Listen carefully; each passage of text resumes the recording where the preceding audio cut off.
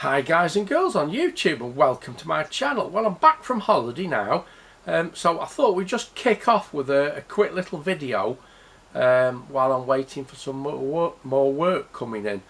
Now, I posted a video a few months ago, I think it was, about an expensive hi-fi amplifier that had a catastrophic burn up inside, and it's clear from all the bad comments I got on that video that the buyers of this sort of equipment don't like to see when it's gone wrong, because they pay a lot of money for something and they think they've got the most wonderfulest thing in the world. So on that theme, we're going to be taking a look at what appears to me a rather expensive subwoofer which has a catastrophic failure, and I'm told that spares are no longer available for this model. So basically it's a scrapper. So this isn't going to be a repair video, we're just going to be taking a quick look, and I'll point out what I personally think has gone wrong.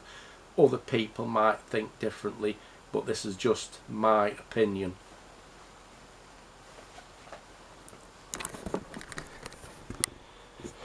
So the thing in question is this rather large, I don't know how you pronounce it, so I'm going to have a guess, Mordaunt-Short. Now, it doesn't actually say on here the country of origin.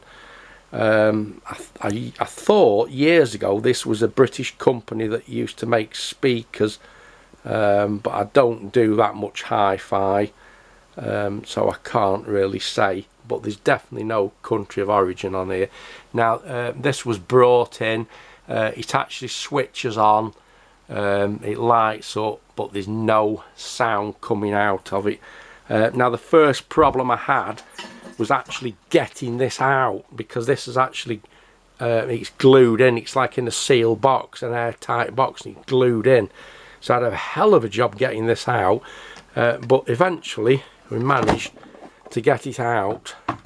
And this box here, if you look on the back of there, there was a grommet where the wire goes into the speaker. I've also had to remove that because the wires were so short from there that you couldn't lift this out. Now, the first thing I noticed when I took the back off, there's a dreadful chemical smell, like something's burnt up. But just let's take a quick look first and then disassemble it and have a look what's happened.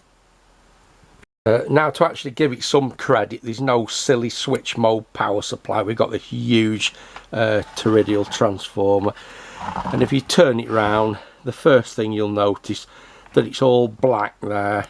Obviously something's burnt up, and it's burnt up really well. Right, so if you remember the last video, the amplifier in question I did a video on, there were a lot of screws inside that had all gone rusty. And a lot of people said, oh, it's been used in a damp place, but there was one interesting comment, and somebody said the rust is actually a result of the burn up. The burn up must release some moisture, and that causes some chemical reaction, and that causes the metals to rust. Well, if you look in this, there's lots of rust in here as well. All the pots have gone rusty.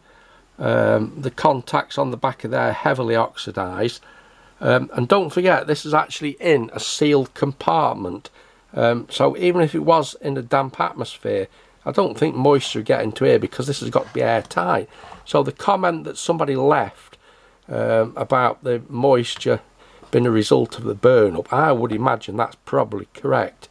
Now, if you can see down there, that's all completely blacked out. We've got a massive burn up there. I don't even know what them parts are, because there's nothing left of them, but that is the main power amplifier. Let's just take a quick look down there. You can see that's all very rusty. Now, I think personally this is caused by that glue, because if we look on this board where there's burnt, there's lots of that brown glue. What's that? I mean, it looks like a capacitor, that, but it's all covered in brown conductive glue underneath.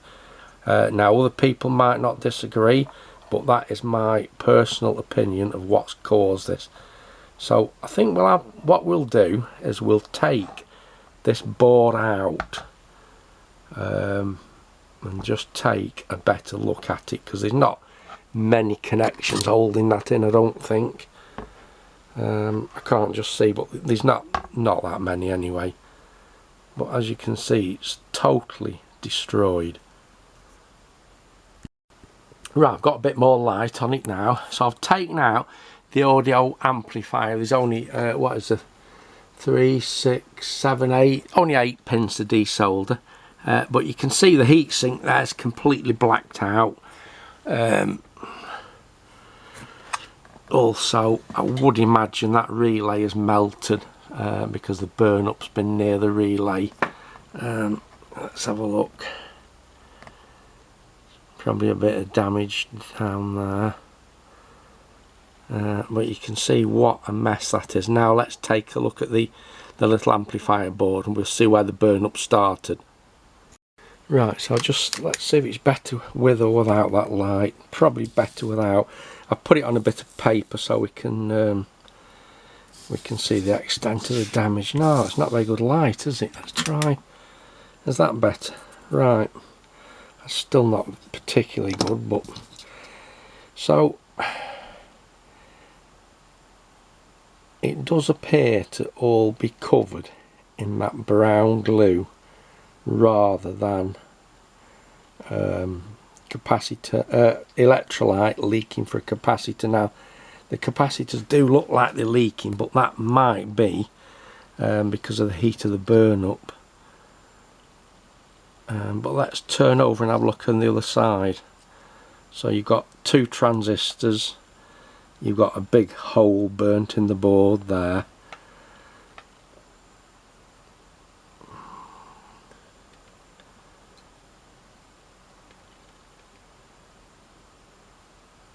So it obviously started on this side here. Let me just flick a bit of that glue off and have a look. But you can see even the connector there's melted.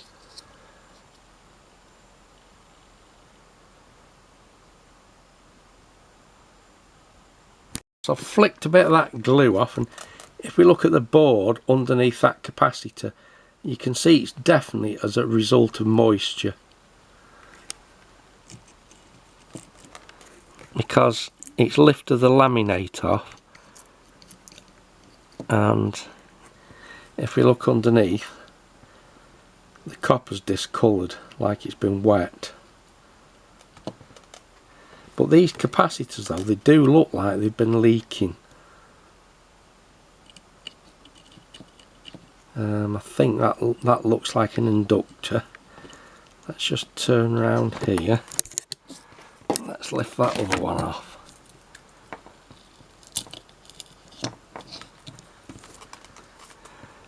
And what appears to be more glue has just dropped off there.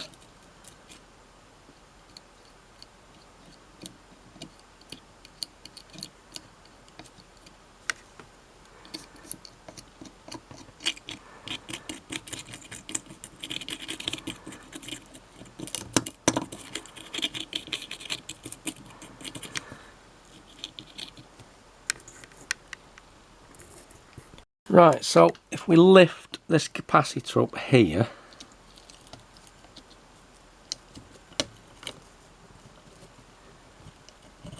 you can see that the board appears to have burnt right through to the other side.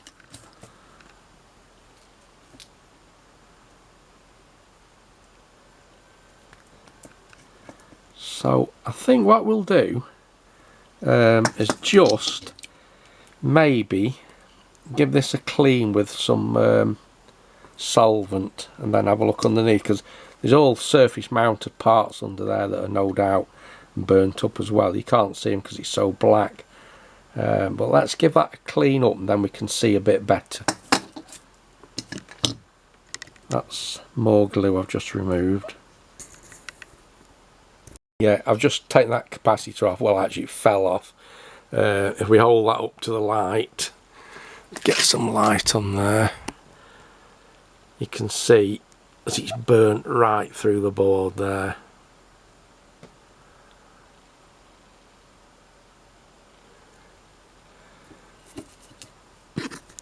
Right, so that's cleaned up. Now we can have a better look at the actual damage. So it obviously started there where the hole's burnt through the board. We turn it over. Whatever surface mounted parts were there are no longer there because they've all disappeared. You can see the hole burnt through there. I've no doubt there was a load of surface mounts here that have all just disappeared. So I mean, what more can you say about that really? It's unless I can get hold of another one of these boards, it's another one for the landfill. But I am told this board is no longer available. But it does have a number on. Digital amplifier DS150 will it be? I'd have to move that stuff to have a look.